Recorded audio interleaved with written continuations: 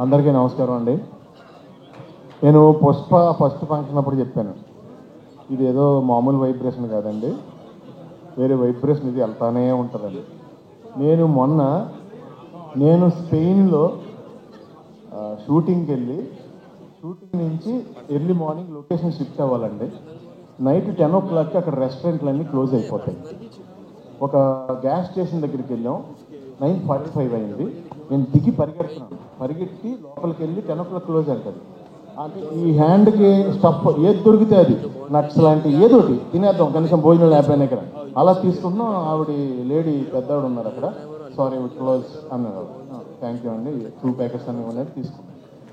తర్వాత సెట్ చేస్తున్నాం near by రెస్టారెంట్లు ఏమన్నా ఉన్నాయని. కబాబ్ పాయింట్ అని ఒకటి ఉందండి. కబాబ్ పాయింట్ అంటే కనుక మన ఇండియన్ రెస్టారెంట్ అని అనుకుని అక్కడ కబాబ్ పాయింట్ దగ్గరికి వెళ్ళామండి.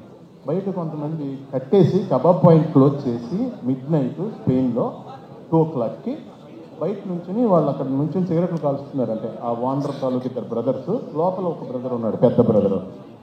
మేము వెళ్ళాం, దిగాం. ఇలా వెనకాల డైరెక్షన్ డిపార్ట్మెంట్ ఒక వెహికల్, మాది ఒక వెహికల్.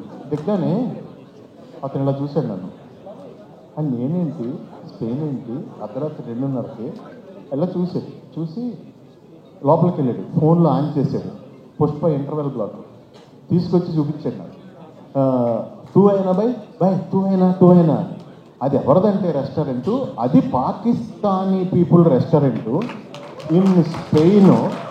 ఒక అర్ధరాత్రి నన్ను చూసి వాళ్ళు ఏమేమి ఐటమ్స్ వండగలరో అన్ని ఐటమ్స్ వండి నాకు, ఆదిత్య రవిచంద్ర డైరెక్షన్ డిపార్ట్మెంట్కి, డైరెక్టర్కి, అందరికీ నేనేంటంటే వాళ్ళందరూ తింటున్నారు, వీళ్ళందరూ వాళ్ళ ఇంట్లో వాళ్ళు లేపేసి వీడియో కాల్ ఇచ్చారు నాకు. నేనేమో పాకిస్తాన్లో నాకేమో హిందీ రాదు, ఉర్దూ రాదు. నమస్తే G, thank you G, Phir మిలేంగే G, ఏం మాట్లాడతానో నాకే తెలియలేదు. అప్పుడు పక్కన ఆకలి వేస్తుంది. సో డార్లింగ్, అంత దూరం రీచ్ అయిపోయింది.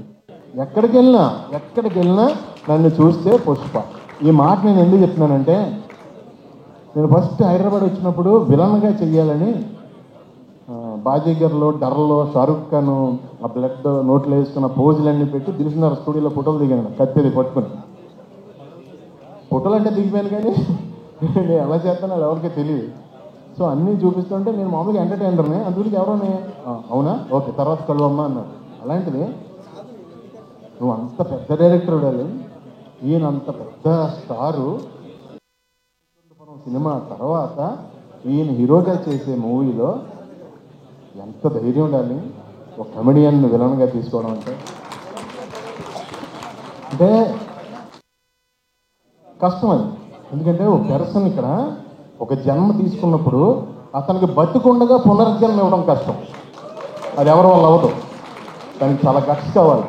దాన్ని అంత స్టార్ అయ్యింది ఆయన సపోర్ట్ చేసి నమ్మి సీన్ చేస్తున్నప్పుడు ఫస్ట్ డే వచ్చానండి, నిజం చెప్తున్నా. మొత్తం ఆ స్లాంగ్, నేను నా స్లాంగ్ తప్ప వేరే స్లాంగ్ ఎప్పుడు మాట్లాడలేదు లైఫ్లో. అసలు వచ్చి మాట్లాడుతుంటే నేను పంబులు అయిపోయి కంగారు పడిపోయాను. ఎంతో సపోర్ట్ చేసి బన్నీ గారు అన్నారు లేదండి అని, మనం ఇలా సాగదీస్తాం ఇక్కడ లాస్ట్లో.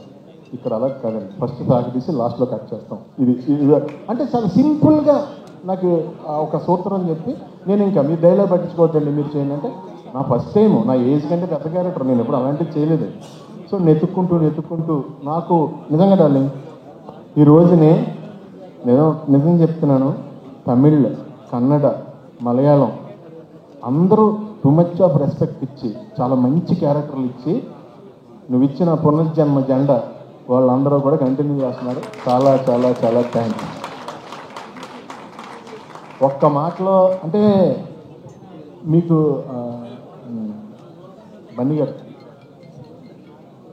మీ కష్టం ఎంత ఉంటుందంటే, దేవుడు వచ్చి బాబు ఇంకొద్దు నేను ఇచ్చేస్తున్నా, ఇంక కష్టపడద్దు ప్లీజ్, అంత కష్టం అండి బాబు, అంత కష్టం అండి బాబు. ఎందుకంటే కష్టానికి జాతకం ఏం ఉండవంటండి, కష్టానికి చచ్చినట్టు నేచర్ ఇచ్చి తీరాలంట.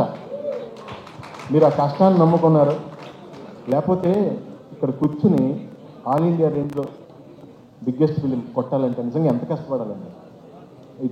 It's impossible. యాక్చువల్లీ మీరు అందరూ కలిసి పాసిబుల్ చేశారు. మీరు మీ కష్టానికే ఎప్పుడు మీకు దేవుడు 10 ఇంతలు న్యాయం చేయాలని మనస్ఫూర్తిగా కోరుకుంటున్నాను. ఫైనల్గా ఒక లైన్లో ముగించేస్తాను. డార్లింగ్, నేను లోకల్ ప్రొడక్ట్ దానికి ఒక ముద్ర వేసి దాన్ని ఎక్స్పోర్ట్ క్వాలిటీ ప్రొడక్ట్ చేసావు డార్లింగ్. I'm exporting now. చాలా హ్యాపీగా ఉంది. రకరకాల క్యారెక్టర్లు, వెరైటీ క్యారెక్టర్లు చేస్తుంటే ఫస్ట్ ఆర్టిస్ట్గా మార్నింగ్ లొకేషన్కి వెళ్ళగానే ఎంతో హ్యాపీగా ఫీల్ అవుతున్నాను. చాలా thanks darling. Thank you sir Bunny గారు. Thank you so much. Wishing you all success forever forever forever darling. All the best. Wishing you all success forever forever forever. మా daddy అక్కడే ఉన్నారు, మీ daddy అక్కడే ఉన్నారు. ఆయనకు కూడా ఆయనకి thanks చెప్పమని చెప్తా. ఓకేనా? Love you.